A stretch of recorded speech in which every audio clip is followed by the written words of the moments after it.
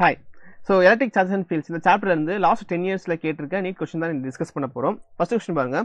Two identical charged spheres suspended from a common point by two massless string of a length L are initially at a distance d where d is less than that of length apart because of their mutual repulsion. So first question மட்டும் நம்ம போய் decode பண்ணி பார்த்தறோம். இப்போ நமக்கு ரெண்டு charge sphere இருக்கு. அந்த ரெண்டு சார்ஜ் ஸ்பியரை நம்ம ஹேங் பண்றோம். ரெண்டு சார்ஜ் ஸ்பியர் நம்ம வந்து ஹேங் பண்றோம். சோ நம்ம ஹேங் பண்ணும்போது ஓகே சோ இந்த மாதிரி நம்ம ஹேங் பண்றோம். நான் எதுக்கு இத ஸ்மாலா நம்ம டிரா பண்றேன் அப்படினா ஜஸ்ட் நம்ம கம்பேர் பண்ண அதோட லெந்த் நம்ம கம்பேர் பண்ணும்போது ரொம்ப அது சின்னதா இருக்க போகுது. சரிங்களா? சோ ஓகே எதோட லெந்த் இந்த லெந்தை கம்பேர் பண்ணும்போது அந்த ஸ்பியரோட டயாமீட்டர் நமக்கு வந்து ரொம்ப சிறுசா இருக்கனால ஜஸ்ட் கன்சிடர் ஒரு சின்ன பாயிண்ட்டை நம்ம கன்சிடர் பண்ண போறோம். அதுக்கு அடுத்து இதுக்கு வெர்டிகல் ஒரு லைன் நம்ம டிரா பண்ணிடலாம். சோ இப்போ ரெண்டு இருந்து நமக்கு வந்து இவ்வளவுதான் ஃபர்ஸ்ட் क्वेश्चन அண்ட் இது நமக்கு லெந்த் L, இதோட ஏரியா நமக்கு வந்து லெந்த் L இருக்க போகுது. சரிங்களா? சோ நெக்ஸ்ட் ஸ்டேட்மென்ட் பாருங்க. The charges begins to leak from both the spheres at a constant rate. So இதுல இருந்து என்ன செய்யுது? So dq divided by dt is equal to constant. கரெக்ட்டுங்களா? சோ நமக்கு ரெண்டு ஸ்பியர்ல இருந்துமே நமக்கு வந்து சார்ஜ் வந்து நமக்கு லீக் ஆகிக்கிட்டே இருக்கு. So at a constant rate. Next statement பாருங்க. Then v varies as a function of, as a result the spheres approaches each other with a velocity v. Then v varies as a function of a distance x between the spheres as well. இப்போ நமக்கு வந்து once நமக்கு இதுல இருந்து நமக்கு இந்த charge நமக்கு இந்த ஸ்பியர்ல இருந்து நமக்கு சார்ஜ் ரெடியூஸ் ஆக இந்த ரெண்டு ஸ்பியருமே நமக்கு வந்து பக்கத்துல வர ஆரம்பிக்கும். சோ அது அதோட ஸ்பீடுக்கும் அதோட டிஸ்டன்ஸ்க்கு இடையில இருக்கக்கூடிய ரேஷியோ தான் நமக்கு கேட்டிருக்காங்க. இப்போ ஃபார் எக்ஸாம்பிள் இந்த ரெண்டு இடையில இருக்கக்கூடிய டிஸ்டன்ஸ் நம்ம என்ன எழுத போறோம்னா x/2 ன்னு எழுதிக்கலாம். x/2 சரிங்களா? இப்போ இந்த சார்ஜ் மேல நமக்கு என்னெல்லாம் ஃபோர்ஸ் ஆக்ட் ஆகிட்டு இருக்கும் அப்படின்னு பார்த்தோம்னா கிளியரா நம்மளால சொல்ல முடியும். என்ன சொல்ல முடியும்? இங்க கீழே கிராவிட்டி கீழே புல் பண்ணி இழுத்துக்கிட்டு இருக்குமா, mg அப்படின்ற அளவுக்கு கீழே வந்து கிராவிட்டி கீழே புல் பண்ணிட்டு இருக்கும். இந்த ஸ்ட்ரிங்ல நமக்கு ஒரு டென்ஷன் ஆக்ட் ஆகிட்டு இருக்கும். சோ நமக்கு அந்த டென்ஷன் எவ்வளவு ஆக்ட் ஆகிட்டு t அப்படின்ற ஒரு டென்ஷன் நமக்கு ஆக்ட் ஆகிட்டு இருக்கும். இப்போ இந்த டென்ஷன் நம்ம ரெண்டா ரிசால்வ் பண்ணலாம். எப்படின்னா இந்த component along the component and vertical component நம்ம ரெண்டா ரிசால்வ் பண்ண போறோம். சோ ரெண்டா ரிசால்வ் பண்ணும்போது ஜஸ்ட் என்ன செஞ்சுக்க போறோம்? இந்த சைடு நமக்கு ரிசால்வ் பண்ணும்போது t ஆக்சுவலி இதோட ஆங்கிள் நமக்கு தீட்டான்னு தெரிய போகுது. ஏன் இதோட ஆங்கிள் நமக்கு தீட்டான்னு தெரிஞ்சனால இந்த சைடோட ஆங்கிள் நமக்கு தீட்டான்னு தெரிஞ்சனால இந்த சைடோட ஆங்கிள் நமக்கு வந்து தீட்டான்னு தெரிஞ்சிட்டு போகுது. சோ நமக்கு எந்த சைடு நமக்கு ஆங்கிள் தெரியுது அந்த சைடு நமக்கு வந்து cos ஃபங்க்ஷன் நம்ம எழுத போறோம். ஓகே cos ஃபங்க்ஷன் அப்படின்னு எழுத போறோம். சோ இதுல இருந்து என்ன செய்ய போறோம்? இது வந்து t cos θ அதுக்கு பெர்பெண்டிகுலர் இருக்கக்கூடிய சைடு நம்ம என்ன செய்ய போறோம்னா t sin θ ன்னு எழுத போறோம். t sin θ ன்னு எழுத போறோம். That's it. சரிங்களா? இப்போ இதுதான் விஷயம். ஒன்ஸ் நமக்கு இந்த ரிலேஷனை பில்ட் பண்ணியாச்சுன்னா அதுக்கப்புறம் நமக்கு வந்து கடகடன்னு ஓடிடலாம்.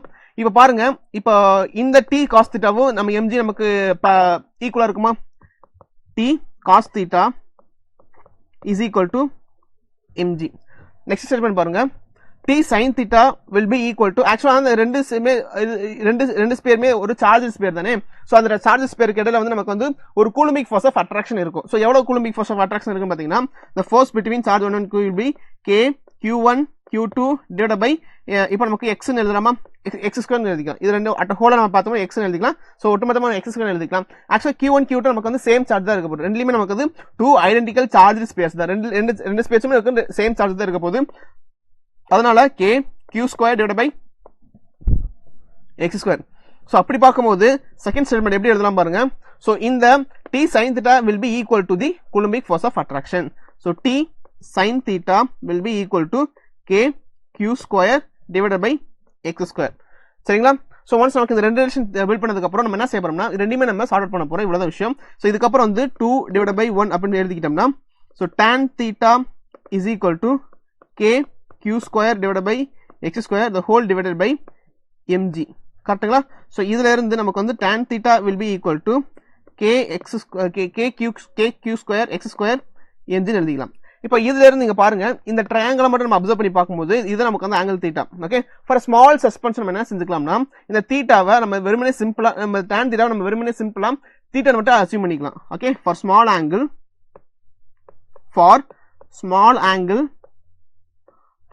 angle tan θ can be related to sin θ can be related to simply θ மட்டும். அப்ப இதுல இருந்து என்ன எழுதிக்கலாம் பாத்தீங்கன்னா so θ will be equal to k q2 divided by x2 mg. கரெக்ட்டுங்களா?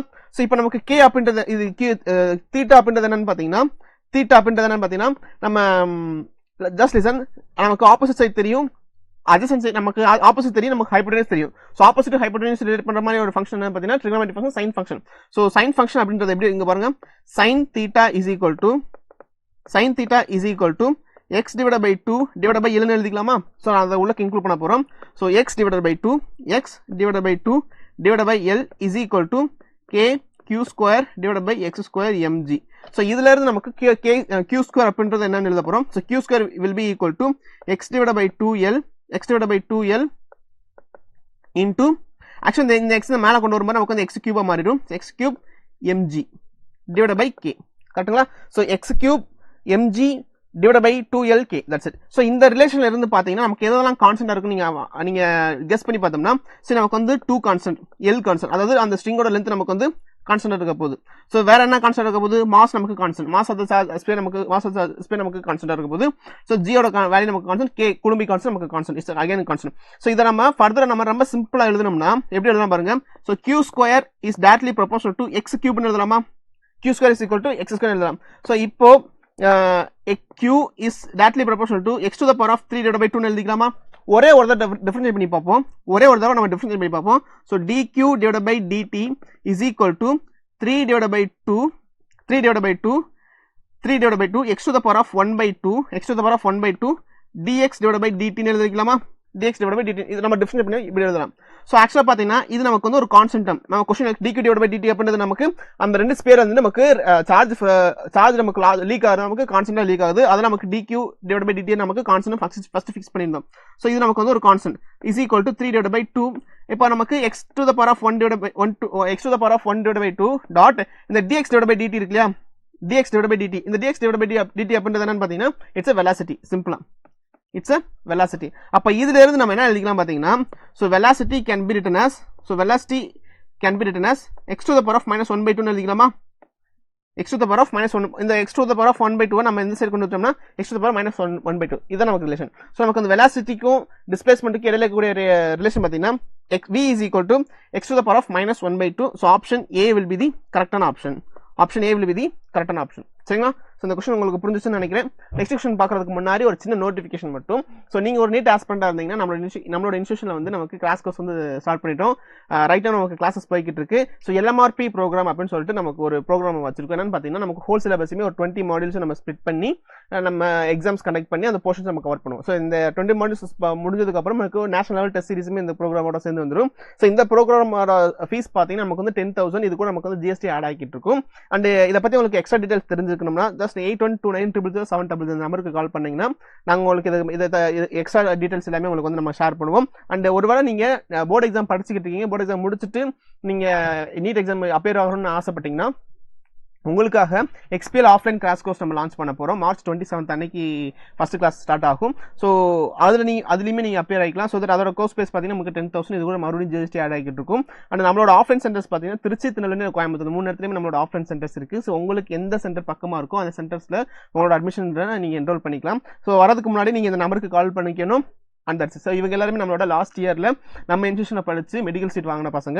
அண்ட் போர்டுல இந்த நம்பர் நான் டிஸ்ப்ளே பண்றேன். அல்லாட்டி நீங்க டிஸ்கிரிப்ஷன் செக் பண்ணி பார்த்தாலும் உங்களுக்கு வந்து கான்டாக்ட் டீடைல்ஸ் இருக்கும். நீங்க அதை யூஸ் பண்ணி கூட அட்மிஷன் ரிலேட்டட் டீடைல்ஸ் வந்து நீங்க கேட்டு தெரிஞ்சுக்கலாம். சரிங்களா? சரி, நெக்ஸ்ட் क्वेश्चन பார்க்கலாம். the electric dipole is placed at an angle 30 degree. The electric dipole is placed at an angle 30 degree with an electric field intensity of E is equal to 20 to the power of 5. It experiences a torque equal to the, so torque ஓட value என்னன்னு பாத்தீங்கன்னா நமக்கு வந்து 4 Newton metre. Okay, so நமக்கு theta நமக்கு வந்து 30 degree. So அந்த நமக்கு எலக்ட்ரிக் ஃபீல்டோட வேல்யூ நமக்கு வந்து 2 into 10 to the power of 5 Newton per coulomb. The charge on the dipole, if the dipole length is, so dipole length ஓட பாத்தீங்கன்னா நமக்கு வந்து 2 cm. சோ நமக்கு என்ன கேட்டிருக்காங்க, சார்ஜ் நம்ம கேட்டிருக்காங்க. சோ ஆக்சுவலா பாத்தீங்கன்னா அந்த டார்க் அப்படின்ற ஒரு ஃபார்முலாவை ஜெனரலா எழுதுங்க. So torque will be equal to, so torque is equal to electric dipole moment cross E, electric dipole moment cross C. So இத ப்ராப்பரா எழுதணும்னா so torque will be equal to PE sin theta ன்னு எழுதலாம். Okay, so torque is equal to PE sin theta. So torque momentum, electric dipole moment அப்படின்றது என்னன்னு பாத்தீங்கன்னா, so again we are having some electric dipole moment க்கு ஸ்பெஷலான formula இருக்கு. என்ன ஃபார்முலான்னு பாத்தீங்கன்னா, so electric dipole moment is equal to charge times the displacement. அது ஆக்சுவலா பாத்தீங்கன்னா டைபோல் என்னன்னு தெரிஞ்சுக்கணும். டைபோல் அப்படின்றது உங்களுக்கு நமக்கு ரெண்டு, ஓகே, சோ இதுதான் நமக்கு டைபோல். இதான் நமக்கு வந்து ஒரு டைபோல். ஸோ ஒரு நெகட்டிவ் சார்ஜ் ஒரு பாசிட்டிவ் சார்ஜ் நமக்கு இருந்துச்சுன்னா ஒரு ஷார்ட்டஸ்ட் டிஸ்டன்ஸ் நமக்கு செப்பரேட் ஆகி இருந்துச்சுன்னா இது நமக்கு டைபோல் சொல்ல போறோம். ஸோ இந்த டைபோலோட எலக்ட்ரிக் டைபோல் மொமெண்ட் என்னவா இருக்க போகுதுன்னா சார்ஜ் இன்டூ செப்பரேஷன் அது இருக்கு போகுது. Charge into separation. ஆக்சுவலி அந்த ரெண்டு சார்ஜ் இடையில கூட டிஸ்பிளேஸ்மெண்ட் நமக்கு வந்து எல் இல்லாட்டா டி எழுதுனா எடுத்துக்கலாம். இப்போ நமக்கு வந்து இந்த பீக்கு பதில் என்ன எழுதிக்கலாம் பார்த்தீங்கன்னா சார்ஜ் இன்டூ செப்பரேஷன் எழுதலாமா? அப்போ சார்ஜ் நமக்கு கியூ, செப்பரேஷன் பார்த்தீங்கன்னா நமக்கு வந்து லெட்ஸ் நமக்கு எல்னு எடுத்துக்கலாம். ஸோ பேலன்ஸ் இருக்கக்கூடிய டேர்ம்ஸ் எழுதணும்னா இ sin theta. ஸோ நமக்கு torque will be equal to okay. So நமக்கு உள்ள வேல்யூஸ் நம்ம எடுத்துடலாம். இப்போ நமக்கு டார்க் என்னவா இருக்க போகுதுன்னா டார்க் நமக்கு 4. அப்போ 4 இஸ் ஈக்குவல் டு சார்ஜ் நமக்கு தெரியாது இன்டூ அந்த ரெண்டு டைபோலோட லென்த் என்னன்னு பார்த்தீங்கன்னா நமக்கு வந்து 2 சென்டிமீட்டர்.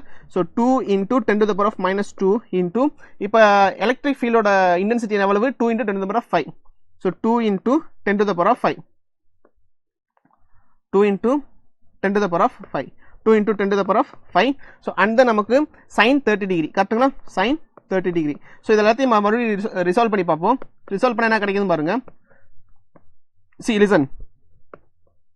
இந்த இடத்துல நம்ம சிமிலர் டர்ம்ஸ் கேன்சல் பண்ணா 4 2 2s are 4 கரெக்ட்டுங்களா? ஸோ பேலன்ஸ் இருக்கக்கூடிய டர்ம்ஸ் எழுதுவோம். So 1 is equal to so q into இதை ரெண்டையும் சால்வ் பண்ணோம்னா 10 to the power of 3 into 1 divided by 2 கரெக்ட்டுங்களா? ஸோ இந்த 2 இந்த சைடு கொண்டு வந்துட்டோம்னா இந்த 10 to the power -3 இந்த சைடு கொண்டு வந்துடலாம். So q will be equal to 2 into 10 to the power of -3 coulomb. So இதை எப்படி கூட எழுதலாம் பார்த்தீங்கன்னா 2 இஸ் ஈக்குவல் டு 2 மில்லி கூலும்னு எழுதிக்கலாம். 2 மில்லி கூலும் எழுதிக்கலாம். ஸோ நமக்கு 2 மில்லி கூலும் தான் நமக்கு கரெக்டான ஆப்ஷனாக இருக்க போதும். So option B is the கரெக்டான ஆப்ஷன். சரிங்களா? ஸோ சிம்பிளான ஃபார்முலா, சிம்பிளான கொஸ்டின், சிம்பிளான ஃபார்முலா. சரிங்களா? ஸோ இது மட்டும் தான் நமக்கு ஃபார்முலா. இந்த ஃபார்முலா நமக்கு கொஞ்சம் எஸ்டாப்ளிஷ் பண்ணியாச்சுன்னா நமக்கு இப்படி தான் நமக்கு இந்த கொஸ்டின் நம்ம அப்ரோச் பண்ணணும். ஸோ நெக்ஸ்ட் கொஸ்டின் பாருங்க. Suppose the charge of a proton and an electron differs slightly. Okay. So one of them is E. Actually E இல்ல இங்க -E போட்டுக்கோங்க. One of them is -E. The other is E plus del E. If the net of the electrostatic force and gravitational force between the two hydrogen atoms placed at a distance d, where d is much greater than that of atomic size, apart is 0, then del E is in the order of. So நமக்கு ஹைட்ரஜனோட mass கொடுத்துருக்காங்க. So நான் சொல்றதை மட்டும் கொஞ்சம் கவனமாக கவனிச்சுக்கோங்க. இப்போ நமக்கு புரோட்டானோட சார்ஜ் எலக்ட்ரானோட சார்ஜ் நமக்கு வந்து 2 வேரியேஷன் கொடுத்துருக்காங்க. ஸோ ஃபார் எக்ஸாம்பிள் நமக்கு புரோட்டானோட சார்ஜ் என்னவா இருக்க போதுன்னா E பிளஸ் del E இருக்க போது, எலக்ட்ரானோட சார்ஜ் நமக்கு வந்து -E இருக்க போகுது. சரிங்களா? ஸோ இதே விஷயம். இப்போ ஹைட்ரஜன் ஆட்டம் தான் நமக்கு கொடுத்துருக்காங்க. ஸோ ஹைட்ரஜன் ஆட்டம் இல்லையா? ஹைட்ரஜன் ஆட்டம் தான் இங்க மென்ஷன் பண்ணியிருக்காங்க. இந்த ஹைட்ரஜன் ஆட்டத்தில் நமக்கு என்ன இருக்கும் பார்த்தீங்கன்னா ஒரே ஒரு புரோட்டான் ஒரே ஒரு எலக்ட்ரான் மட்டும் தான் இருக்கும் போது நியூட்ரான் இருக்காது. நியூட்ரான் இல்லாத ஒரே ஒரு எலமெண்ட் நம்மளோட ஹைட்ரஜன் ஆட்டம். இப்போ இந்த ஹைட்ரஜன் ஆட்டத்தில் நமக்கு வந்து ஒரே ஒரு புரோட்டான் இருக்க போது, ஒரே ஒரு எலக்ட்ரான் இருக்க போது, ஒரே ஒரு புரோட்டான் வந்து ஒரே ஒரு எலக்ட்ரான் இருக்க போது. ஸோ இங்க ஒட்டுமொத்த சார்ஜ் என்னவா இருக்க போதுன்னா the total charge will be equal to charge of proton into charge of, அப்போ நமக்கு சார்ஜ் ஆஃப் புரோட்டானோட சார்ஜ் பிளஸ் எலக்ட்ரானோட சார்ஜ். ஸோ நமக்கு வந்து E plus del E plus -E எழுதலாமா? ஸோ இப்போ நமக்கு del E எழுதலாம். அப்போ ஒட்டுமொத்த சார்ஜ்ல இந்த ஹைட்ரஜன் ஆட்டத்தில் நமக்கு என்ன சார்ஜ் இருக்க போது? del E தான் நமக்கு வந்து நமக்கு டோட்டல் சார்ஜ். சரிங்களா? ஸோ இது இப்படியே இருக்கட்டும். இப்போ என்ன செஞ்சிருக்காங்க அவங்க சொல்லியிருக்க ஸ்டேட்மெண்ட் என்னன்னு பாருங்க. The electrostatic force and gravitational force between hydrogen atom is placed at a distance is 0. Its apart is 0. So நம்ம ரெண்டுமே ஆட் பண்ணும்போது நமக்கு 0 வருதுன்னா கண்டிப்பாக இதுக்கு என்ன மீனிங்னா நமக்கு ரெண்டுமே அது ஈக்குவலா இருக்கணும்னு அர்த்தம். அப்போ coulombic force of attraction, coulombic force will be equal to gravitational force. கரெக்ட்டுங்களா? இப்போ இந்த கூலுமிக் ஃபோர்ஸோட ஜெனரலான ஃபார்முலா என்ன? K(Q1 Q2) divided by R². இப்போ நமக்கிட்ட 2 ஹைட்ரஜன் ஆட்டம் இருக்குன்னு எடுத்துக்கோங்க. இந்த இடத்துல நமக்கு 2 ஹைட்ரஜன் ஆட்டம் இருக்கு. இந்த 2 ஹைட்ரஜன் ஆட்டத்துக்கு நமக்கு டோட்டல் சார்ஜ் பார்த்தீங்கன்னா இது நமக்கு டோட்டல் சார்ஜ். ஸோ இந்த 2 ஹைட்ரஜன் ஆட்டத்துக்கு இடையில வந்து நமக்கு வந்து லெட்ஸ் நமக்கு வந்து d அப்படின்ற டிஸ்டன்ஸ் இருக்குன்னு வச்சுக்கோங்க. இப்போ லிசன், இந்த 2 ஃபோர்ஸ் இருக்கு இல்லையா? கூலுமிக் ஃபோர்ஸ் ஆஃப் அட்ராக்ஷன் வந்து K(Q1 Q2) இதுல நமக்கு del E the whole square எழுதிக்கலாமா? ஏன்னா ரெண்டோட சார்ஜுமே நமக்கு வந்து del E தான் நமக்கு வந்து அதோட சார்ஜ். அப்போ divided by d square is equal to coulombic force gravitational force of attraction என்ன பார்த்தீங்கன்னா universal gravitational constant into mass 1 into mass 2. So நமக்கு இது ரெண்டுமே நமக்கு என்ன செய்யுது? எலக்ட்ரானோட மாஸ் தான். ஸோ நமக்கு வந்து m ஸ்கொயர் எழுதிக்கலாம் டிவைடட் பை d ஸ்கொயர். சரிங்களா? So that's it. ஸோ இப்போ இங்க பார்த்தோம்னா d ஸ்கொயர் கேன்சல் பண்ணிடலாம். ஸோ பேலன்ஸ் இருக்கக்கூடிய டேர்ம்ஸ் நம்ம எழுதணும்னா so del E square is equal to gm square divided by k. So del E is equal to square root of gm square divided by k. So இந்த m அப்படின்றத நம்ம வெளியில கொண்டு வந்துடலாம். So del E is equal to m is square root of g divided by k. So g ஓட value என்னன்னு பாத்தீங்கன்னா g ஓட value del E is equal to, so m அப்படின்றது வந்து mass of proton. So mass of proton அப்படின்றது 1.6 into, sorry 6.67 into 10 to the power of minus 27 into square root of g. g ஓட value என்னன்னு பாத்தீங்கன்னா நமக்கு வந்து 6.6 into 10 to the power of minus 11. Okay, so இந்த value மட்டும் பாத்துக்கணும். I think 1.67 into 10 to the power of minus 27 mass of the proton, and g oda value நமக்கு வந்து 6.6 into 10 to the power minus 11 divided by, and k oda value வந்து 9 into 10 to the power of 9 into 10 to the power of 9. So இப்போ நமக்கு del E will be equal to see நீங்க நம்ம நியூமரஸ்லாம் பார்க்க வேண்டாம், நம்ம ஆர்டர் மட்டும் நம்ம பார்ப்போம் சரிங்களா. so 10 to the power of minus 27 into இத மேல கொண்டு வந்துட்டோம்னா நமக்கு என்ன வரும் 10 to the power of minus 20 வரும். so நம்ம ஸ்கொயர் ரூட்ல இருக்கு, ஸ்கொயர் ரூட்ல வெளியில எடுத்து வந்துட்டோம்னா நமக்கு 10 to the power of minus 10 கிடைக்குமா, 10 to the power of minus 10 கிடைக்கும். so இப்போ நம்ம ஒட்டுமொத்தமா பார்த்தோம்னா the del E will be equal to in the order of, இது ஏதாவது வேல்யூ இருக்கு 10 to the power of minus 37 கிடைக்குமா, into the order of 10 to the power of minus 37. அந்த 37 தான் நமக்கு ஆன்சர் இருக்க போகுது. so option B will be the correct option. சரிங்களா. so that's it. okay, so next question பாருங்க.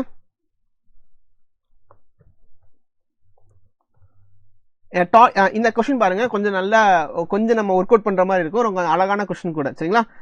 a toy car with a charge q moves on a frictionless horizontal plane surface under the influence of uniform electric field E. இப்போ பாருங்க, so ஒரு ஸ்டேட்மென்ட்டா நம்ம decode பண்ணிட்டே பாப்போம். இப்போ நமக்கிட்ட ஒரு டாய் car இருக்கு, அதோட சார்ஜ் நமக்கு வந்து q moves in a frictionless horizontal surface influence of E. so let's say நமக்கு வந்து பாயிண்ட் A எடுத்துக்கலாம், பாயிண்ட் B எடுத்துக்கலாம். இந்த பாயிண்ட் A ல இருந்து பாயிண்ட் B க்கு அந்த டாய் கார் வந்து நமக்கு மூவ் ஆகிக்கிட்டே வருது சரிங்களா. சோ இங்க நம்ம பாத்தீங்கன்னா நமக்கு ஒரு எலக்ட்ரிக் ஃபீல்ட் லைன்ஸ் இங்க இருக்க போகுது, எலக்ட்ரிக் ஃபீல்ட் லைன்ஸ் இருக்க போகுது.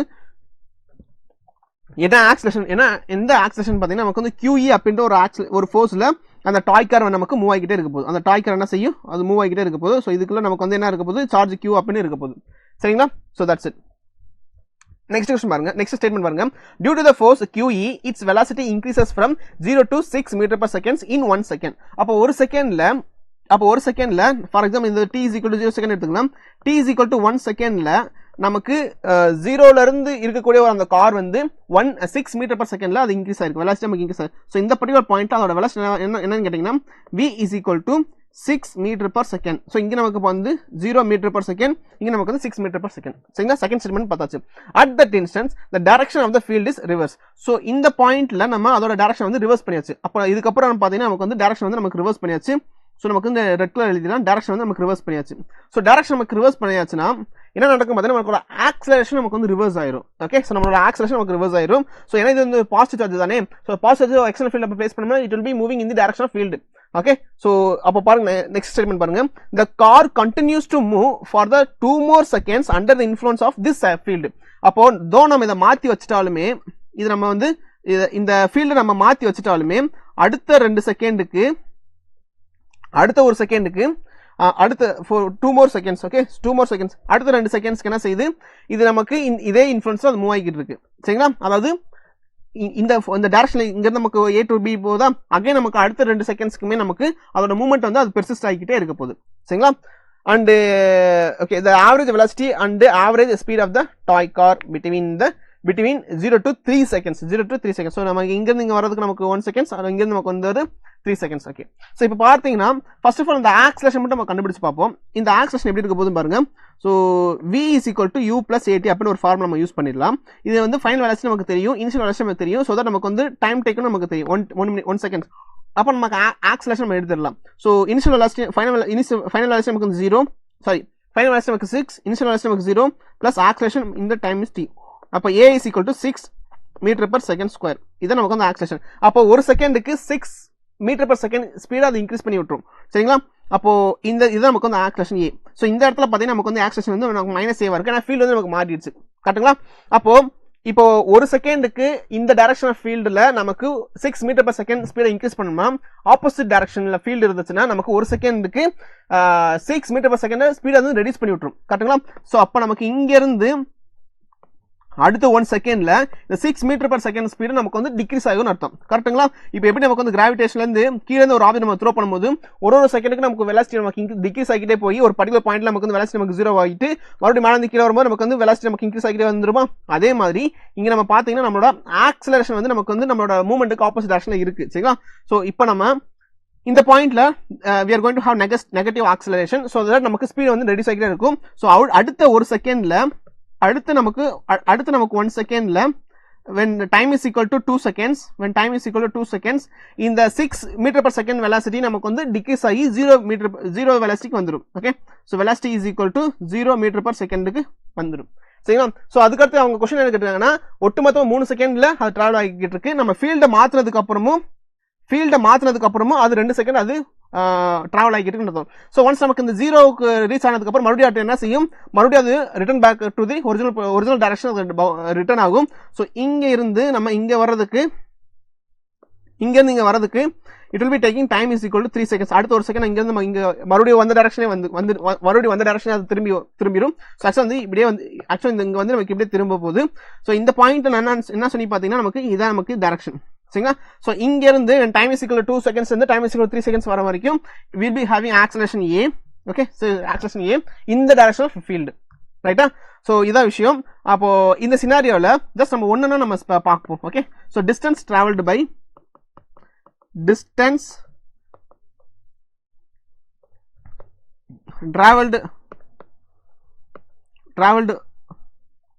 in 1 second, t is equal to 1 second. சரிங்களா? ஃபார் எக்ஸாம்பிள் இதை வந்து நம்ம 3 இது வந்து x1 எடுத்துக்கலாம், இது நமக்கு இந்த s2 எடுத்துக்கலாம், அண்ட் இதை நமக்கு s3 எடுத்துக்கலாம். s1 s2 s3 எடுத்துக்கலாம். இந்த டியூரேஷன் வந்து சரிங்களா, இந்த டியூரேஷன் s1 எடுத்துக்கலாம், அடுத்து இந்த டியூரேஷன் s2 எடுத்துக்கலாம், அண்ட் இந்த டியூரேஷன் நமக்கு வந்து s3 எடுத்துக்கலாம். இப்போ நமக்கு s1 அப்படின்றது என்னன்னு பாத்தீங்கன்னா s1 is equal to s is equal to ut plus half at square. சரிங்களா? so ut plus half at square.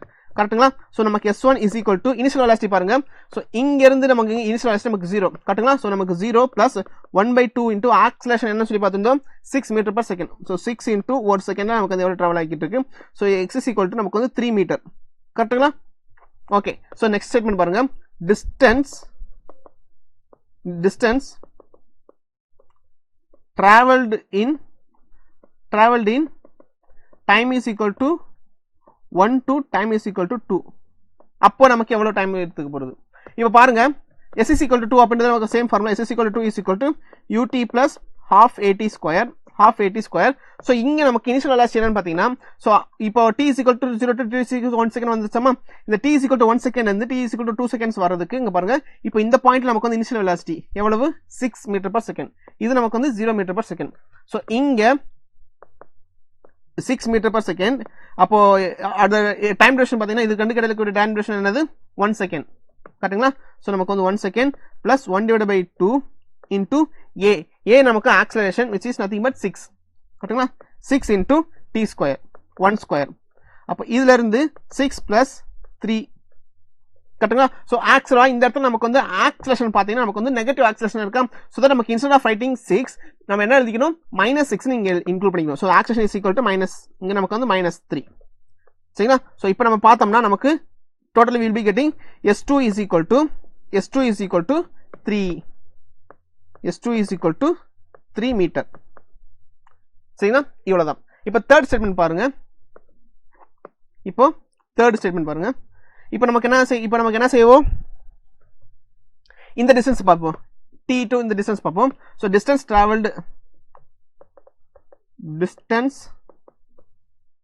traveled t is equal to 2 to t is equal to 3.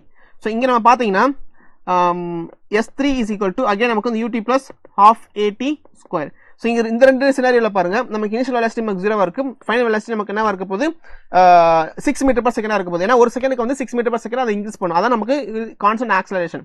அப்போ initial velocity நமக்கு வந்து 0, initial velocity நமக்கு 0 plus 1/2 into acceleration நமக்கு வந்து 6 metre per second and time duration நமக்கு 1 second. So நமக்கு இதுல இருந்து நமக்கு s3 அப்படின்றது என்னன்னு பாத்தீங்கன்னா நமக்கு வந்து நமக்கு 3 மீட்டரா இருக்க போகுது. அப்போ என்னன்னு பாத்தீங்கன்னா லிசன், நமக்கு இங்க இருந்து நமக்கு வரும்போது இங்க 3 மீட்டரா இருக்கு. ஓகே, சோ நமக்கு இங்க இருந்து நமக்கு வந்து b பொசிஷன்ல இருந்து c பொசிஷனுக்கு நமக்கு வரதுக்கு நமக்கு வந்து 3 மீட்டர் டிராவல் பண்ணிருக்கு. c பொசிஷன்ல இருந்து சி பொசிஷன்ல இருந்து பி பொசிஷனுக்கு மறுபடியும் வரதுக்கு மறுபடியும் 3 மீட்டர் நான் வந்து டிராவல் பண்ணிருக்கு. சரிங்களா? இப்போ அவங்க क्वेश्चन என்ன கேட்டிருக்காங்க பாருங்க. What is the average velocity and average speed of the car. so average velocity average speed தான் கேட்டிருக்காங்க. so listen, average speed அப்படின்றது என்னன்னு பாத்தீங்கன்னா average speed and average velocity. so average speed is equal to total distance. okay, first question என்ன கேட்டிருக்காங்க, average velocity கேட்டிருக்காங்க. okay, so average velocity நமக்கு அப்ப நம்ம இந்த சைடு எழுதலாம். so average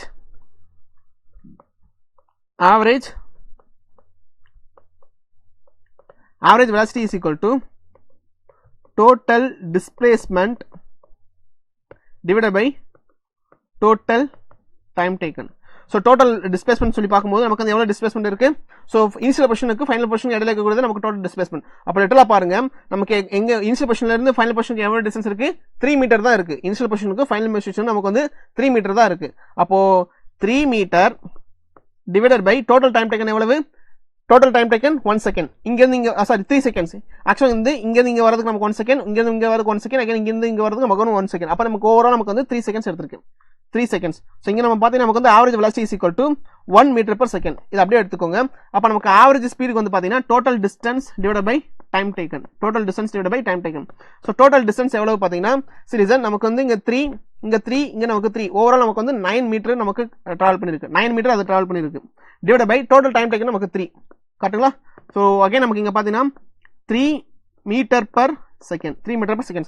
so the average velocity is equal to 1 meter per second, average speed is equal to 3 meter per second. okay, so that's it. அப்ப நமக்கு 1,3 நமக்கு answer இருக்க போகுது.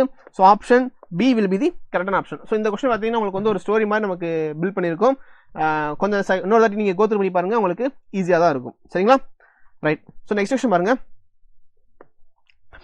an electron falls from a rest through a vertical distance height in the uniform and vertically upward directed electric field E. so இத first of all நமக்கு ஒரு ஸ்டேட்மென்ட்டா நம்ம decode பண்ணிரலாம்.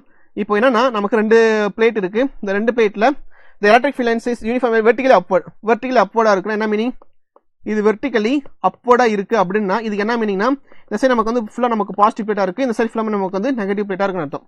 சோ இந்த இருக்கக்கூடிய சினாரியோல the electron falls from a rest, இங்க இருந்து இதோட ஹைட் நமக்கு வந்து ஹைட். சோ இங்க நமக்கு ஒரு எலக்ட்ரான் நமக்கு ஃபால் ஆகுது. இந்த எலக்ட்ரான் நமக்கு வந்து இங்க நமக்கு வந்து ஃபால் ஆகுது. கரெக்ட்டுங்களா? இது ஞாபகம் வச்சுக்கோங்க. the direction of a electric field is now reversed. இப்போ நமக்கு அந்த டைரக்ஷன் வந்து நமக்கு ரிவர்ஸ் பண்ணிருக்காங்க. இப்போ செகண்ட் சினாரியோ எப்படி இருக்க போகுது, செகண்ட் சினாரியோ நமக்கு வந்து இத வந்து நமக்கு டைரக்ஷன் வந்து ரிவர்ஸ் பண்ணிருக்காங்க. which means அந்த பாசிட்டிவ் நெகட்டிவ் பிளேட்டை நம்ம மாத்தி போறோம். இது நமக்கு பாசிட்டிவ் பிளேட், இது நமக்கு வந்து நெகட்டிவ் பிளேட். சோ நமக்கு மேல இருந்து கீழ வர மாதிரி meaning, keeping its magnitude as the same, the proton is allowed to fall from the rest in its through the same vertical distance. இப்போ நமக்கு vertical distance என்ன இருக்க போகுது, ஹைட்ஸ் தான் இருக்க போகுது. இப்போ நம்ம வந்து புரோட்டானை வந்து மேல இருந்து கீழ தூக்கி போறோம். மேல இருந்து கீழ புரோட்டானை வந்து நமக்கு மூவ் பண்ண வைக்கிறோம். so the time taken to fall the electrons in comparison to the time taken of the proton is எவ்வளவு கேட்டிருக்காங்க. so இப்போ புரோட்டான் வந்து எவ்வளவு எலக்ட்ரான் வந்து நமக்கு எவ்வளவு நேரத்துல கீழ விழுகும், புரோட்டான் வந்து எவ்வளவு நேரத்துல விழுன்னு கேட்கல, எது அதிகமான நேரம் எடுக்கும் எது கம்மியான நேரம் எடுக்கும் அப்படின்னு கேட்டிருக்காங்க. சோ நான் சொல்றத மட்டும் கவனமா கவனிச்சுக்கோங்க. சோ ரெண்டுக்குமே நமக்கு அந்த எலக்ட்ரான் அந்த பார்ட்டிகல் வந்து சேம் டிஸ்டன்ஸ் தான் டிராவல் பண்ணுது. அப்போ சேம் டிஸ்டன்ஸ் டிராவல் பண்ணும்போது லிசன், சோ ஹைட் இஸ் அதாவது டிஸ்டன்ஸ் ஃபார்முலா யூஸ் பண்ணுவோம். s is equal to ut plus half at square. இந்த டிஸ்டன்ஸ் அப்படின்றது என்னது, height is equal to initial velocity. Initial velocity வந்து டிராப் தான் பண்றோம். கரெக்ட்டுங்களா? the electron is rest from rest இல்லையா? அப்போ இது என்ன செய்யுது, இனிஷியல் வெலாசிட்டி நமக்கு வந்து 0 சொல்லலாமா? அப்போ இதுல இருந்து நமக்கு 0 plus 1/2 into at square எழுதலாம். so height is அதாவது s is equal to height is equal to half into at square. so ஆக்சுவலா என்ன பாத்தீங்கன்னா நமக்கு a அப்படின்ற ஒரு ஃபார்ம், ஏக்கு நமக்கு ஒரு ஃபார்முலா இருக்கு. ஃபார் எக்ஸாம்பிள் இந்த இந்த இந்த இந்த பார்ட்டிகல் மேல நமக்கு வந்து ஒரு ஃபோர்ஸ் நமக்கு எக்ஸிபிட் பண்ணுது. பை லா நமக்கு m ன்னு எழுதலாம்.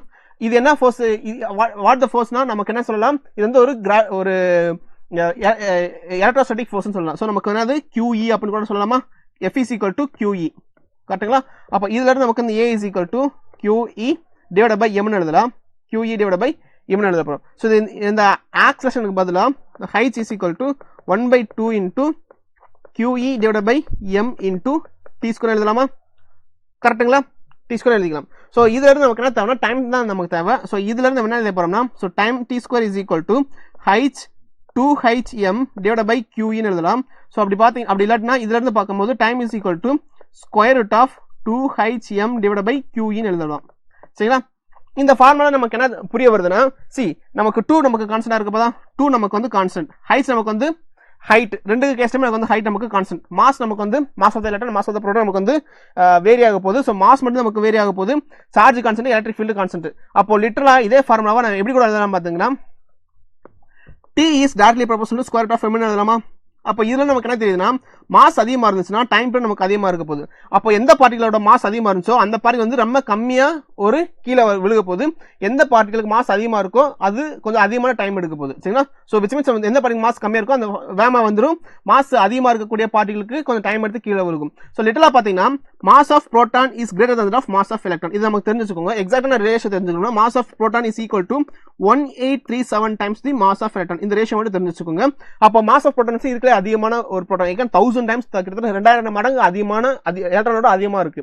அப்போ இதுல நமக்கு என்ன தெரியுதுன்னா, mass of electron is less than mass of proton. அப்போ இதுல இருந்து time taken by proton will be greater than that of time taken by electron. இப்படி சொல்லலாமா?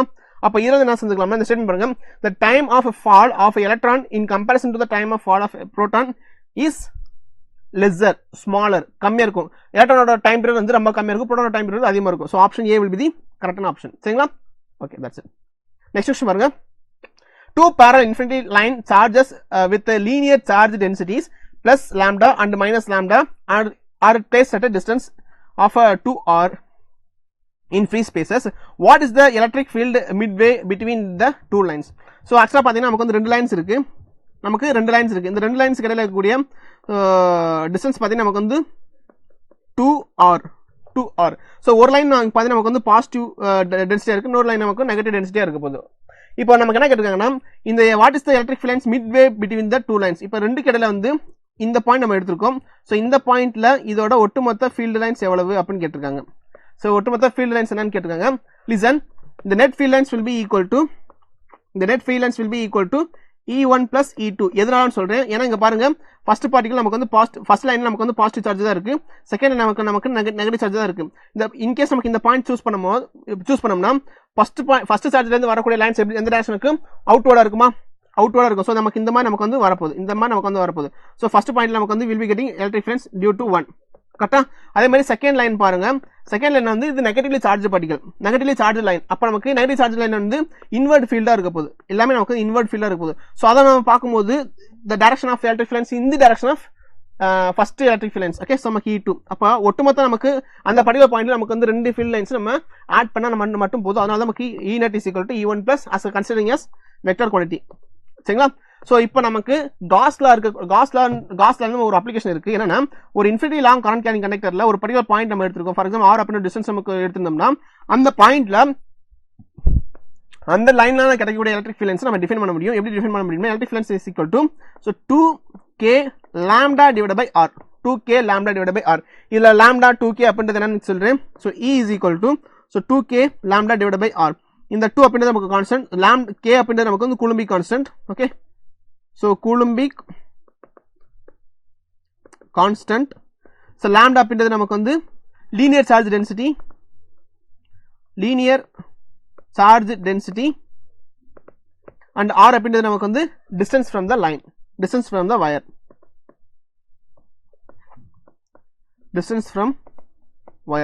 சரிங்களா? சோ இப்போ நம்ம இந்த ஃபார்முலா உள்ளக்க நம்ம இன்க்ளூட் பண்ணிட்டோம்னா, லிசன், என்ன செஞ்சோம், E is equal to E net is equal to E1 plus E2 ன்னு எழுதலாமா? ஓகே, இப்போ நமக்கு ரெண்டு லைன் இருக்க போது, ரெண்டு கடையில கூடிய டிஸ்டன்ஸ் நமக்கு வந்து 2r. நம்ம இந்த பர்టిక్యులர் பாயிண்ட்ல நமக்கு ஃபோக்கஸ் பண்றோம். சோ இத ஃபோக்கஸ் பண்ணா வந்து E1 plus E2 நமக்கு எழுத போறோம். அப்போ இங்க பாத்தீங்கன்னா so E net will be equal to electric field lines due to first line என்னது, இது வந்து பாசிட்டிவ் டென்சிட்டி, இது நெகட்டிவ் டென்சிட்டி. கரெக்ட்டுங்களா? அப்போ இங்க இருந்து நமக்கு 2k lambda divided by r plus 2k lambda divided by r. 2k lambda divided by r. So நமக்கு 2 plus 2 என்ன செய்யுது, நமக்கு 4 எழுதிக்கலாம். So 4k lambda divided by r. Actually இந்த k ஓட வேல்யூ என்னன்னு பார்த்தீங்கன்னா நமக்கு வந்து 1 divided by 4 by epsilon naught. So 4 into 1 divided by 4 by epsilon naught into lambda divided by r. So நம்ம இந்த 4 cancel பண்ணிட்டோம். பேலன்ஸ் என்ன இருக்கும், the net electric field lines will be equal to lambda divided by pi epsilon naught r ன்னு எழுதலாமா? So இது நமக்கு இருக்கக்கூடிய answer. Okay, so lambda divided by pi epsilon naught r. Option C will be the correct option. சரிங்களா? So இந்த question வந்து உங்களுக்கு புரிஞ்சிருக்கும்னு நினைக்கிறேன். நெக்ஸ்ட் क्वेश्चन பார்த்துடலாம். Okay, so the 2 point charges of one நிமிஷம்.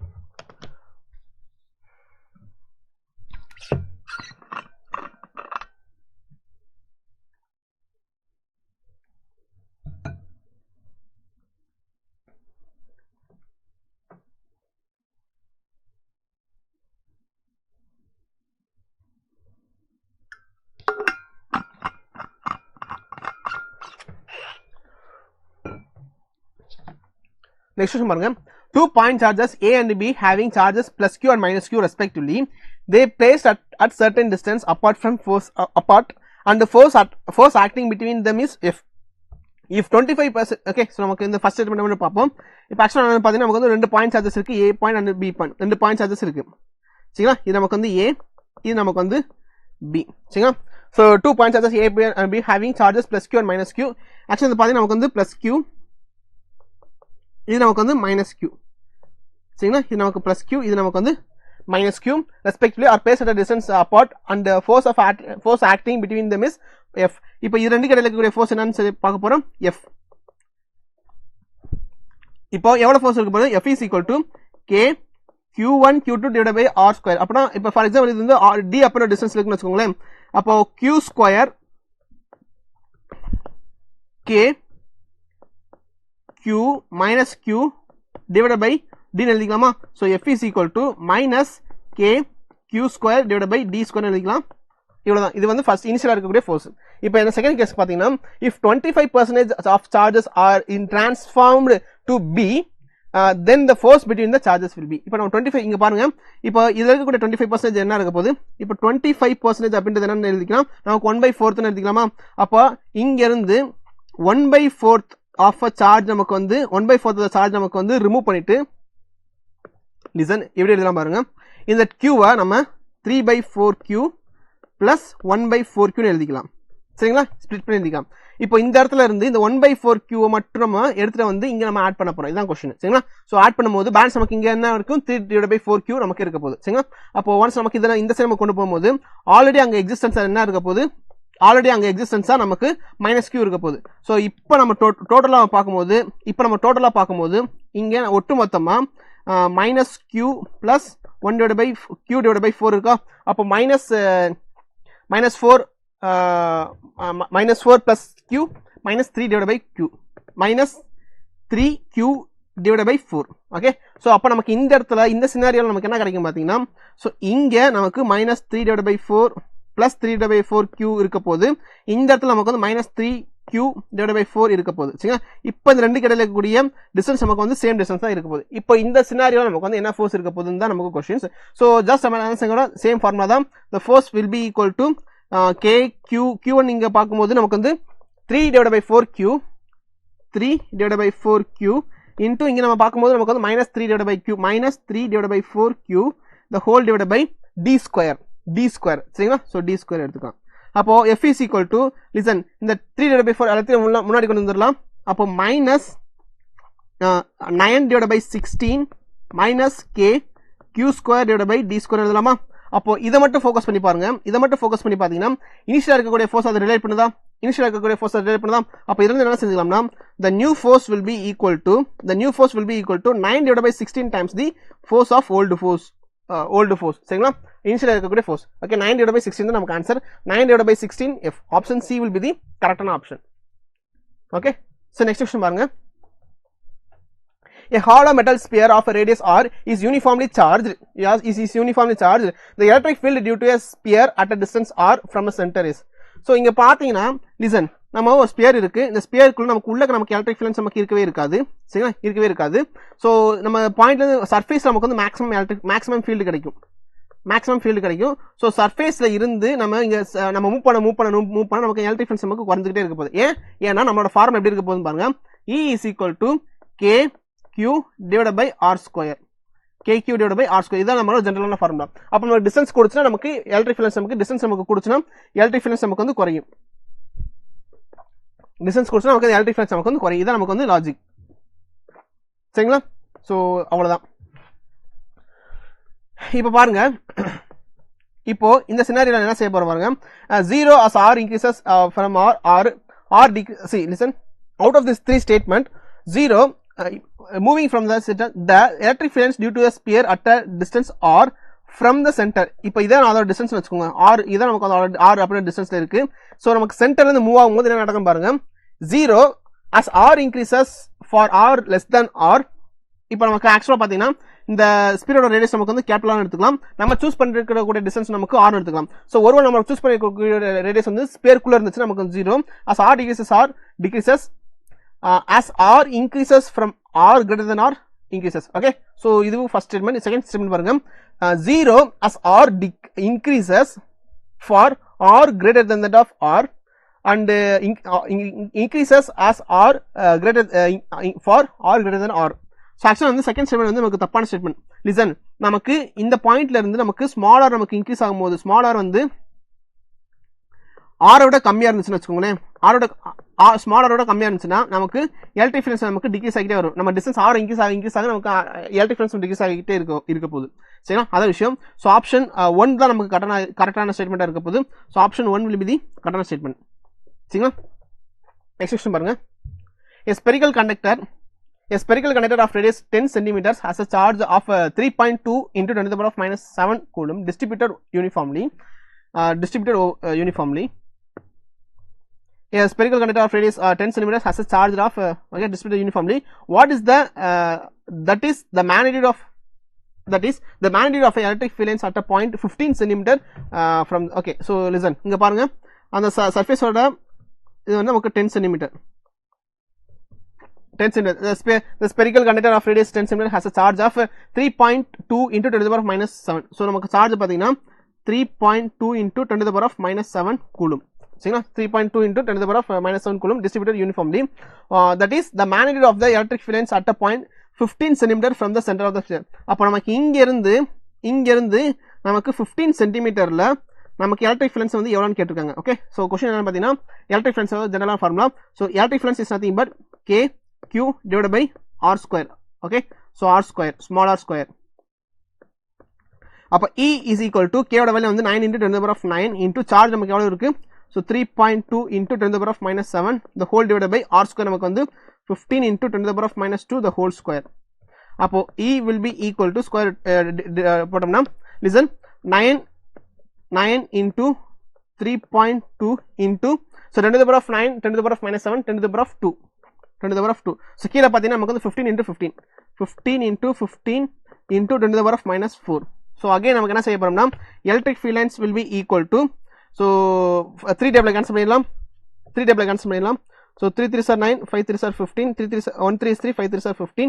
so இங்க இருந்து பாக்கும்போது 3.2 divided by 25 into 10 to the power of 6 னு எழுதலாமா, இல்ல 10 to the power of minus 4 மேல கொண்டு வரும்போது 10 to the power of 6 நமக்கு கிடைக்க போகுது. சோ அகைன் நமக்கு என்ன செய்ய போறோம், இது நமக்கு E is equal to 32 divided by 25 into 10 to the power of 5. அப்போ மறுபடியும் இதை ரெடியூஸ் பண்ணும்போது 125 is 25, E is equal to 125 is 25, balance நமக்கு வந்து எவ்வளவு இருக்கு 7 இருக்க போகுது. சோ நமக்கு பாயிண்ட் வச்சு 0 போடலாம். சோ 25 50 75 அப்புறம் நமக்கு வந்து 2 போட்டுக்கலாம். சோ 2 25 50 பேலன்ஸ் நமக்கு வந்து 20 இருக்க போகுது. அகைன் நமக்கு 0 போட்டாச்சுன்னா 8 போட்டுக்கலாம். ஓகே, சோ நமக்கு 825 சார் நமக்கு 200. So 1.28 into 10 to the power of 5 தான் நமக்கு ஆன்சர் இருக்க போகுது.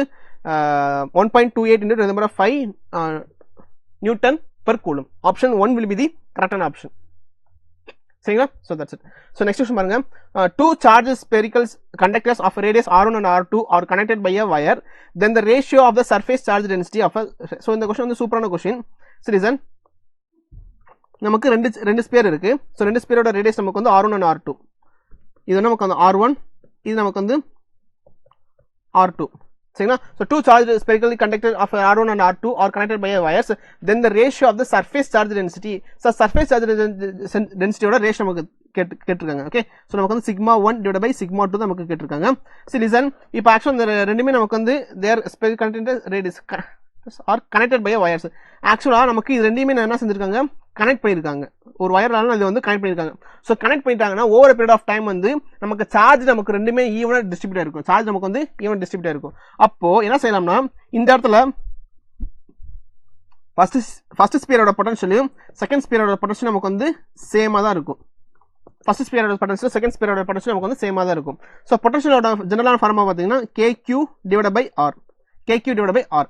ஸோ இதுல இருந்து நம்ம என்ன செஞ்சுக்கலாம்னா, ஸோ இந்த இடத்து ஃபர்ஸ்ட் ரெண்டுக்குமே நமக்கு சேம் பொட்டன்ஷியல் தானே.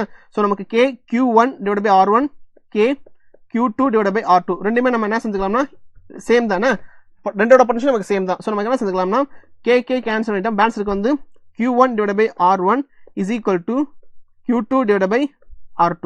சரிங்களா? ஸோ அகைன் நம்ம என்ன பாருங்க, இதுல இருந்து நம்ம சர்ஃபேஸ் சார்ஜ் டென்சிட்டிக்கு நமக்கு ஒரு ஃபார்முலா நமக்கு தெரியும். சர்ஃபேஸ் சார்ஜ் டென்சிட்டிக்கு நமக்கு வந்து ஒரு ஃபார்முலா நமக்கு தெரியும். என்ன ஃபார்முலா பாருங்க, so sigma is equal to Q divide by A. இது வந்து நமக்கு சர்ஃபேஸ் சார்ஜ் டென்சிட்டி இருக்கக்கூடிய ஃபார்முலா. இதுல வந்து நமக்கு Q is equal to sigma ஏன்னு எழுதிக்கலாம். ஸோ ஆக்சுவலி வந்து ஸ்பியர் தானே, அதனால என்ன செஞ்சுக்கலாம்னா Q is equal to sigma into 4πr square எழுதிக்கலாம். சரிங்களா? இது வந்து நமக்கு சார்ஜுக்கு இருக்கக்கூடிய ஒரு ஜெனரல் ஃபார்முலா. அப்போ ரெண்டு இடத்துல நம்ம சார்ஜுக்கு பதிலாக இந்த ஃபார்முலா உள்ள இன்க்ளூட் பண்ணிட்டோம்னா, ஸோ என்ன எழுதிடலாம் பாருங்க, இதுல இருந்து so sigma 1 4πr1 square divided by R1 is equal to sigma 2 4πr2 square divided by R2. அப்போ இதுல இருந்து இந்த R1 R ஸ்கொயர் கேன்சல், இது நமக்கு கேன்சல் பண்ணிடலாம். ஸோ பேலன்ஸ் நமக்கு வந்து 4π கேன்சல் பண்ணிடலாம். ஸோ பேலன்ஸ் இருக்கக்கூடிய டேர்ம்ஸ் மட்டும் நம்ம அலைன் பண்ணி எழுதணும்னா என்ன எப்படி வரும் பாருங்க. So sigma 1 R1 divided by is equal to sigma 2 R2 எழுதலாமா? அப்படி இல்லாட்டினா நமக்கு என்ன தேவைன்னா சிக்மா 1 டிவைட் பை சிக்மா 2 தான் நமக்கு தேவை. So sigma 1 divide by sigma 2 will be equal to R2 divide by R1 எழுதிக்கலாமா? இது நமக்கு வந்து ஆன்சர். சரிங்களா? இது நமக்கு வந்து answer. So R2 divide by R1 தான் நமக்கு கரெக்டான answer. R2 divide by R1, option 3 will be the கரெக்டான ஆப்ஷன். சரிங்களா? நெக்ஸ்ட் क्वेश्चन பாருங்க. A dipole is placed in a uniform electric field as shown in the figure. In which direction will it move? அப்போ listen, ஒரு uniform ஃபீல்ட்ல ஒரு charge நம்ம ஒரு electric field நம்ம பிளேஸ் பண்ணோம்னா, ஒரு சார்ஜ் நம்ம பிளேஸ் பண்ணும்போது ஸோ நமக்கு வந்து ஒரு பாசிட்டிவ் ஒரு நெகட்டிவ் சார்ஜ் இருக்க போது, ஒரு டைபோல்னா ஒரு நெகட்டிவ் சார்ஜ் இருக்கும், ஒரு பாசிட்டிவ் சார்ஜஸ் இருக்கும். பிளேஸ் பண்ணும்பொழுது the dipole will be moving in the direction of field. The dipole will be moving in the direction of field.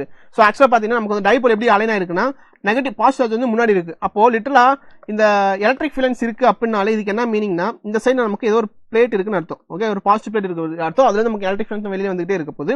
So இப்போ இங்க இருந்து நம்ம ஒரு plus q and minus q இருக்கக்கூடிய ஒரு டைபோல்ஸ் வச்சோம்னா, ஸோ இந்த பிளஸ் கியூ இந்த பாசிட்டிவ் நமக்கு ரிப்பல் பண்ணுமா? அப்போ லிட்டரலா பாத்தீங்கன்னா the dipoles will be moving in the direction of field. Okay, so the dipole will move in the direction of field. சரி, அதுக்கு என்ன இப்போ அப்படின்னு கேட்டீங்கன்னா, ஸோ இந்த டைபோல் வந்து நம்ம இந்த டைரக்ஷன் மூவ் பண்ணும்போது கண்டிப்பா இதோட எனர்ஜி நமக்கு வந்து குறைஞ்சிக்கிட்டே வரும். சரிங்களா? ஏன்னா இன்கேஸ் இந்த சார்ஜ் வந்து இந்த டைபோல் வந்து இந்த சார்ஜ் முன்னாடி போச்சுன்னா, அதாவது டுவர்ட்ஸ் மூவ் ஆச்சுன்னா அதோட பொட்டன்ஷியல் எனர்ஜி வந்து இன்க்ரீஸ் ஆகிட்டே இருக்கும். அதை விட்டு நமக்கு கொஞ்சம் வழங்கி போச்சுன்னா, அதாவது இந்த டைரக்ஷன் மூவ் ஆச்சுன்னா, தள்ளி போச்சுன்னா அதோட எனர்ஜி நமக்கு வந்து டிக்ரீஸ் ஆகிட்டே போகும், பொட்டன்ஷியல் எனர்ஜி நமக்கு டிக்ரீஸ் ஆகிட்டே போகும். சரிங்களா? So that's it. ஸோ நமக்கு வந்து அதனால the energy decreases. இதான் நமக்கு ஆன்சர். சரிங்களா? டுவர்ட்ஸ் எந்த டைரக்ஷன் மூவ் ஆகும்? Towards right hand direction move ஆகும். Towards right direction as energy will increases. Energy will increases இல்ல, energy will decreases. டுவர்ட்ஸ் லெஃப்ட்ல towards right. Towards the right as energy will be decreases. Option C will be the correct option. சரிங்களா? So that's it. 12th question பாருங்க. 2 point charges Q1, Q2, Q1 plus Q are placed at a distance L as shown in the figure. The magnitude of electric field intensity. Yes, see listen. இது வந்து ஜெனரலான formula தான். So நமக்கு வந்து axle லைன்ல ஒரு point நம்ம place பண்ண போறோம், ஒரு சூஸ் பண்ண போறோம். இதோட ஆக்சல் லைன் பார்க்கும்போது இதோட டிஸ்டன்ஸ் என்னவா இருக்க போது? நமக்கு ஆரா இருக்க போது. ஸோ இதோட லென்த் வந்து ரொம்ப அதிகமா இருக்க போது. ஸோ ஒரு டைபோல் இருக்கும்போது அதோட ஆக்சல் லைன்ல ஒரு பாயிண்ட் நம்ம சூஸ் பண்ணோம். அந்த ஆக்சல் பாயிண்ட்ல நமக்கு எலக்ட்ரிக் ஃபீல்ட்ஸ் தெரிஞ்சுக்கணும்னா we are going to have some general formula. So electric field lines at axial point is equal to 2t divided by 2kp. Okay, so 2kp divided by r cube. So இதுல இருந்து பாத்தீங்கன்னா நமக்கு வந்து 2 constant, electric dipole moment constant, Coulombic constant is a constant and p is a constant. So அதுல இருந்து என்ன செஞ்சுக்கலாம், இது எல்லாத்தையுமே இன்வெர்ஸ்லி கான்ஸ்டன்ட் எடுத்துட்டோம்னா the electric field lines is inversely proportional to r cube னு எழுதிக்கலாம். சரிங்களா? So inversely proportional to r cube. Option B will be the correct option. சரிங்களா. ஸோ ஆக்சுவலாக ஒரு சின்ன கரெக்ஷன் மட்டும், இங்கே நமக்கு கே வராது, இங்கே பி மட்டும் தான் வரும். சரிங்களா. ஓகே, தெரிந்த கொஸ்டின் பாருங்க. If a point close integral of E vector dot ds vector is equal to 0 over a surface, then the magnitude of the electric field lines on a surface is constant. All the charges must necessarily be inside the surfaces. The electric field lines inside the surfaces is necessarily uniform. The number of flux line entering the surfaces must be the equal to the number of flux lines leaving it. Okay, so இந்த மூணு ஸ்டேட்மெண்ட்ல if a closed integral of actually ஒரு closed integral of நமக்கு 0 இருந்துச்சுன்னா என்ன, இதுக்கு actually என்ன மீனிங்னா as a closed integral of நமக்கு உள்ள நமக்கு சார்ஜ் இல்லைன்னு அர்த்தம். அப்போ which means இதை சுற்றி நமக்கு வந்து வேற மல்டிபிள் சார்ஜஸ் இருக்கு. நமக்கு எத்தனை நம்பர் ஆஃப் சார்ஜஸ் இருக்கோ அதுலேருந்து வர சார்ஜஸ் ஃபுல்லாமே நமக்கு வந்து வெளியில் வந்துகிட்டே இருக்கு. So number of field lines entering will be equal to number of field lines exiting அப்படின்ற ஒரு கான்செப்ட்னால தான் நமக்கு we are going to have if our closed integral of E dot dx will be equal to 0. Okay, so இந்த கேஸில் பார்த்தீங்கன்னா நமக்கு வந்து அந்த சர்ஃபேஸுக்குள்ளே நமக்கு வந்து எந்த ஒரு சார்ஜுமே இல்லை. No charge inside this cell, no charge inside the Gaussian surface,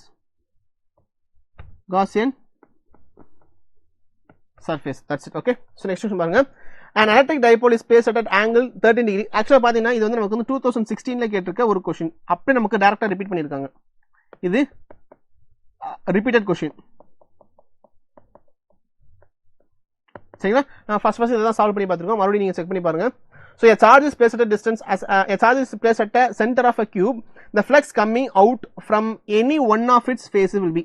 See, இது நம்மளோட cube, இது நம்மளோட cube. So இந்த cubeல நமக்கு எது face ன்னு சொல்லுவோம்னா அந்த முகப்பு இருக்கு இல்லையா, இது நமக்கு வந்து face. இது which means we are going to have 6 faces. We are going to have இது நமக்கு வந்து first face, இது நமக்கு வந்து second face, அது மேல இருக்கிறது நமக்கு வந்து third face. ஓகே, ஸோ அது மாதிரி நமக்கு வந்து 6 ஃபேஸஸ் இருக்கும். ஓகே, முன்னுக்கு பின்னுக்கு ரெண்டு சைடில் மேலே கீழே. ஓகே, 6 ஃபேஸஸ் இருக்கும். அப்போ 6 ஃபேஸ் நமக்கு இருக்கு, 6 ஃபேஸஸ் இருக்கு. இப்போ இதுக்கு நடுவில் ஒரு சார்ஜ் உள்ள நம்ம பிளேஸ் பண்ணிக்கணும்னு வச்சுக்கோங்களேன். இதுக்குள்ள நமக்கு அந்த சார்ஜ் நம்ம பிளேஸ் பண்ணியிருக்கோம்னா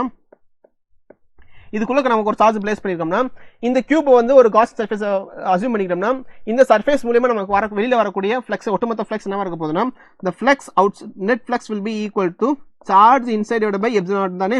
ஸோ நமக்கு சார்ஜ் எவ்வளோ கேள்வி இருக்கு, நமக்கு charge is placed at centre of the centre இருக்கு. So Q divided by epsilon naught. So ஆக்சுவலாக பார்த்தீங்கன்னா ஒரே ஒரு சைடில் தான் நமக்கு ஒரே ஒரு ஃபேஸில் மட்டும் எவ்வளோ சார்ஜ் இருக்கு, எவ்வளோ ஃப்ளக்ஸ் இருக்குன்னு கேட்டிருக்காங்க. ஸோ இந்த ஃப்ளக்ஸ் வந்து நமக்கு அந்த ஒட்டுமொத்த கியூப்ல இருக்கக்கூடிய ஃப்ளக்ஸ். அப்ப நமக்கு ஒரே ஒரு சைடுக்கு மட்டும் தான் தேவை. சோ which means நமக்கு இந்த சைடு மட்டும் தான் தேவைனா just divide the whole flux into 6. அப்ப நமக்கு ஆன்சர் பார்த்தீங்கன்னா flux through one phase will be equal to 1 divided by 6 into Q divided by epsilon naught. சரிங்களா. ஸோ இதுல நமக்கு ஜென்ரலா உள்ள சார்ஜ் பிளேஸ் பண்ணிப்போம் இல்லையா, அவங்க யூஸ்வல் என்ன சார்ஜ் கொடுத்துருப்பாங்கன்னா நமக்கு மைக்ரோ கூலும் தான் கொடுத்துருப்பாங்க. ஜென்ரலான கேசஸ் தான். ஓகே, டெக்ஸ்ட் புக்ல பார்த்தோம்னா ஜென்ரலான ஒரு ஸ்பேருக்குள்ள நமக்கு ஒரு charge வச்சிருப்போம்னா the charge will be in the order of micro coulomb. So நமக்கு வந்து into 10 to the power of minus 6 நம்ம போட்டுக்கலாம். ஸோ தட் நமக்கு Q divided by 6 epsilon naught into 10 to the power of minus 6. Option D will be the கரெக்டான option. Next question பாருங்க. According to Gauss law, the Gauss law of electrostatics, the electric flux through the closed surface depends on. So நமக்கு ஒரு closed surface நமக்கு அது எதை depend பண்ணி இருக்குன்னு பாத்தீங்கன்னா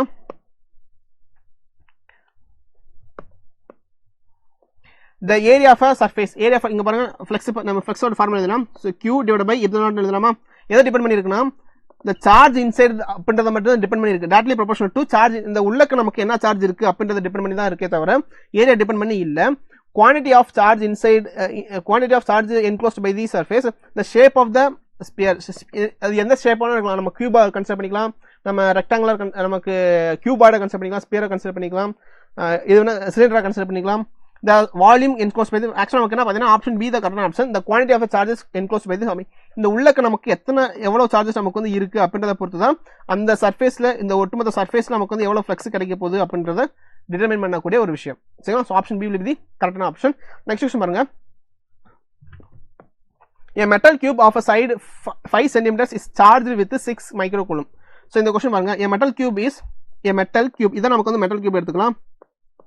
இது நம்மளோட மெட்டல் கியூப் எடுத்துக்கலாம். a metal cube of size 5 cm is charged with 6 microcoulomb. So இதை வந்து 6 microcoulomb சார்ஜ் பண்ணோம்னா, சின்ஸ் இது வந்து ஒரு மெட்டல் கியூபா, இந்த மெட்டல் கியூப்ல நமக்கு சார்ஜ் நமக்கு இன்கேஸ் நமக்கு ஒரு கண்டக்டர்ல நமக்கு சார்ஜ் கொடுத்தோம்னா அந்த conductor will be distributed on the surface தானே.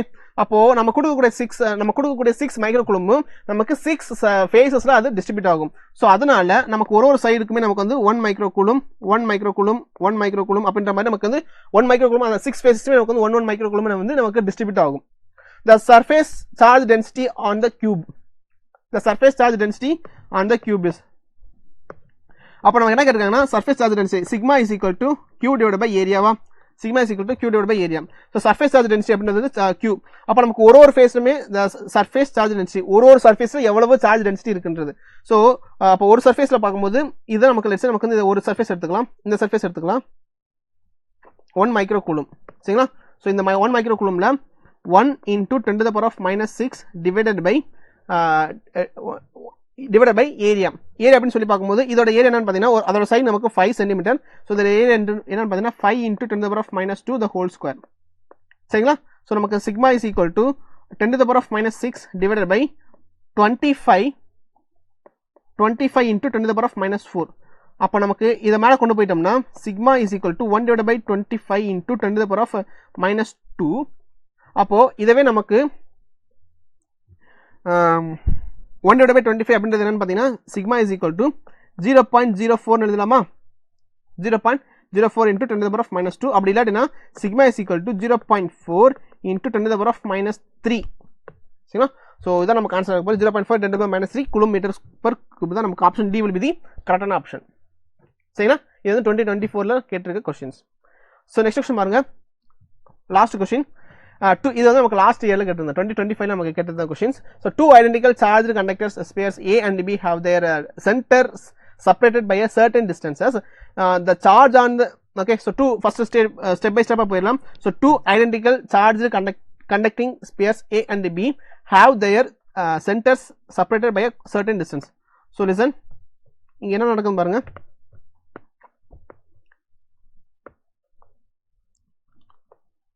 ரெண்டுமே நமக்கு வந்து same 2 identical charge conducting pairs A and B have their centers same distance. இங்க பாருங்க same distance. அதோட டிஸ்டன்ஸ் பார்த்தீங்கன்னா D அப்படின்ற டிஸ்டன்ஸ் செப்பரேட் பண்ணியிருக்காங்க. ஸோ இதுலேயுமே நமக்கு வந்து Q அப்படின்ற ஒரு சார்ஜ் இருக்கா, இதில் நமக்கு வந்து Q அப்படின்ற ஒரு சார்ஜ் நமக்கு ஃபில் பண்ணியிருக்கோம். So 2 identical charge conducting pairs A and B, இது நமக்கு வந்து ஸ்பியர் A, இது நமக்கு வந்து ஸ்பியர் B. ரைட்டா?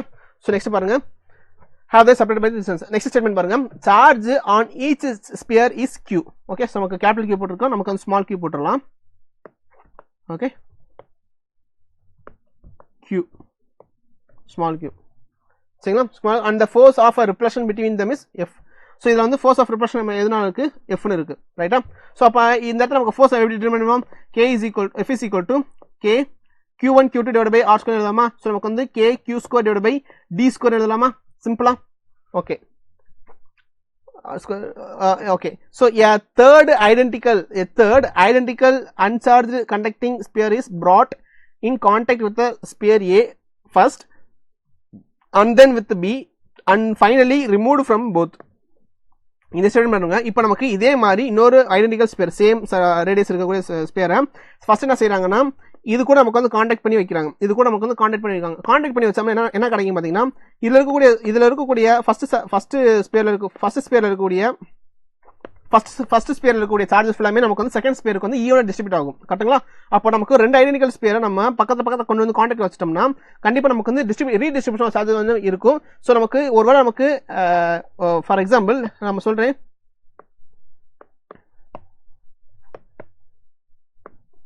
இது நமக்கு வந்து ஒரு 4 கூலும் இருக்கு, இங்க நமக்கு வந்து ஒரு 6 கூலும் இருக்கு. சரிங்களா? ஸோ இப்போ நமக்கு இதை நமக்கு பக்கத்தில் வந்து ஆட் பண்ணிட்டோம்னா ரெண்டு ஐடென்டிக்கல் ஸ்பியர் நம்ம வந்து பக்கத்தில் கான்டாக்ட் கொண்டு வந்துட்டோம்னா நமக்கு ரீடிஸ்ட்ரிபியூஷன் சார்ஜ் நமக்கு நடக்கும். ஏன்னா ரெண்டுமே நமக்கு ஐடென்டிக்கல் ஸ்பியர்ஸ்னால. அப்போ இங்க 10 கூலம்ஸ் இருக்க ஒட்டுமொத்தம் பார்த்து நமக்கு வந்து 10 கூலம்ஸ், இதை ரெண்டா டிவைட் பண்ணோம்னா நமக்கு 5 கூலம்ஸ் இருக்குமா? அப்போ அட்வான்ஸ் நான் இதை வந்து நமக்கு ரிமூவ் பண்ணி பார்க்கும்போது இந்த சார்ஜ் நமக்கு ரிமூவ் பண்ணி பார்க்கும்போது எனக்கு ஒரு ஸ்பியர்லயுமே நமக்கு எவ்வளவு கூலும் நமக்கு சார்ஜ் ஆயிருக்கும்னா 5 கூலும்ன்ற மாதிரி நமக்கு ஈவனா ஸ்பிளிட் ஆயிருக்கும். ஸோ இதே கதை தான் இங்க நான் சொல்ல போறேன். இப்ப பாருங்க, இதை கான்டாக்ட் வரும்போது Q அப்படின்னு இனிஷியலா Q இருக்கா, இப்போ இதை கான்டாக்ட் கொண்டு வந்ததுக்கு அப்புறம் நமக்கு ரீடிஸ்ட்ரிபியூஷன் சார்ஜ் நமக்கு நடக்கும். ஸோ அப்போ நம்ம பார்க்கும்போது நமக்கு இங்க நமக்கு வந்து Q டிவைடட் பை 2 நமக்கு கிடைக்கும். இங்கே நமக்கு வந்து q டிவைட் பை 2 அப்படின்ற ஒரு சார்ஜ் கிளைம் ஆகும். இங்கே நமக்கு q டிவைட் பை சார்ஜ் இங்கே கிளைம் ஆகும். கரெக்டுங்களா? ஸோ இப்போ நம்ம மறுபடியும் இதை ரிமூவ் பண்ணியாச்சு.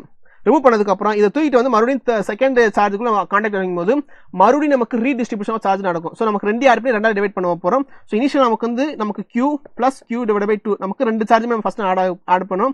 ஸோ நமக்கு வந்து 3q டிவைட் பை 2 கிடைக்குமா? அப்போ 2 டிவைட் பண்ணிட்டோம்னா என்ன செய்வோம்?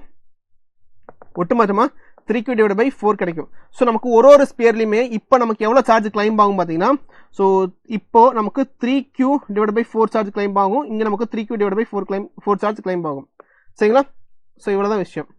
இப்போ இது அதுக்கப்புறம் நமக்கு வந்து மறுபடியும் ரிமூவ் பண்ணிடலாம். இதை மறுபடியும் இதை வந்து என்ன செய்யறோம்? ரிமூவ் பண்ணிட போகிறோம்.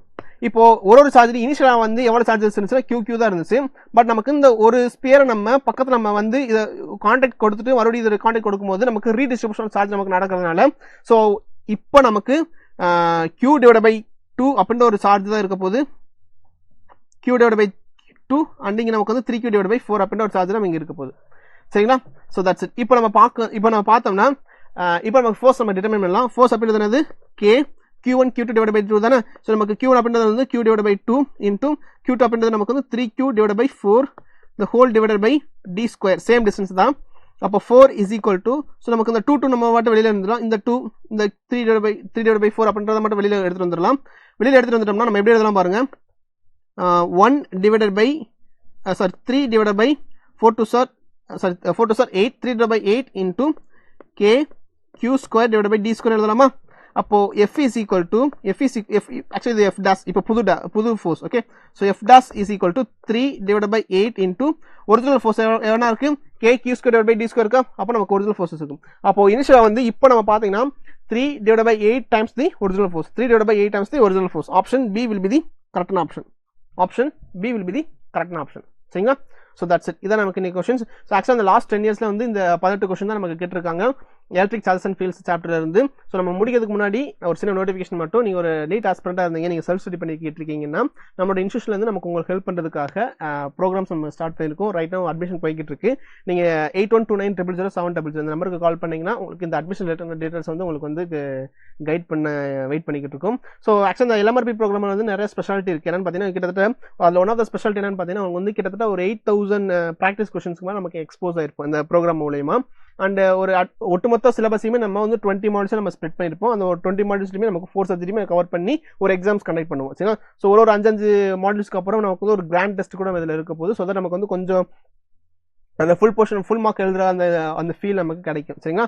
ஸோ இது இல்லாமல் ஒருவேளை நீங்கள் 12th படிச்சுட்டு நான் 12th முடிச்சுட்டு நமக்கு நீட் ப்ரிப்பரேஷன் ஸ்டார்ட் பண்ணிக்கிறேன் அப்படின்ற ஒரு மைண்ட் செட்டில் இருந்தீங்கன்னா உங்களுக்கு வந்து March 27th அன்னைக்கு நம்ம ஒரு ஆஃப்லைன் கிளாஸ் கோர்ஸ் வந்து XPL நம்ம ஸ்டார்ட் பண்ண போகிறோம். ஸோ அந்த பேட்ச் வந்து உங்களுக்கு காட்டான பேட்சாக இருக்கும். ஸோ அந்த பேட்ச் நீங்கள் என்ரோல் பண்ணுறதுக்கு 8129000700 நம்பருக்கு கால் பண்ணிட்டு உங்களோட ரெஜிஸ்ட்ரேஷன் நீங்கள் புக் பண்ணிக்கலாம். ஸோ நம்மளோட ஆஃப்லைன் சென்டர்ஸ் பார்த்தீங்கன்னா வந்து திருச்சி, திருநெல்வேலி, கோயம்புத்தூர் நம்மளோட இருக்கும். ஸோ எதை உங்களுக்கு எந்த சென்டர் பக்கமாக இருக்கும் அந்த சென்டரில் உங்களோட அட்மிஷனை வந்து நீங்கள் என்ரோல் பண்ண ஸ்டார்ட் பண்ணிக்கலாம். சரிங்களா? So that's it. ஸோ இவங்க எல்லாருமே நம்மளோட லாஸ்ட் இயரில் நம்மளோட இன்ஸ்டியூஷனில் படித்து பிளேஸ் ஆன பசங்க மெடிக்கல் படிச்சுக்கிட்டு இருக்காங்க இப்போ கரண்ட்டாக. அண்டு கம்யூனிகேஷன் பர்பஸ்க்காக உங்களுக்கு வந்து போர்டில் விசிபிளாக இருக்கக்கூடிய நம்பர்ஸ் யூஸ் பண்ணிக்கலாம். நீங்கள் டிஸ்கிரிப்ஷன் செக் பண்ணி பார்த்தாலும் அந்த நம்பர்ஸுக்கு கான்டாக்ட் டீடைல்ஸ் இருக்கும், அங்கே கூட நீங்கள் எடுத்து யூஸ் பண்ணிக்கலாம். அண்ட் இந்த செஷனில் வந்து உங்களுக்கு ஏதாச்சும் டவுட் இருந்துச்சுன்னா, உங்களுக்கு ஏதாச்சும் கன்சர்ன்ஸ் இருந்துச்சுன்னா நீங்கள் தாராளமாக கமெண்ட் செக்ஷனில் சொல்லுங்கள், நான் உங்களுக்கு அந்த ஆன்சர் பண்ணுறேன். Okay, by.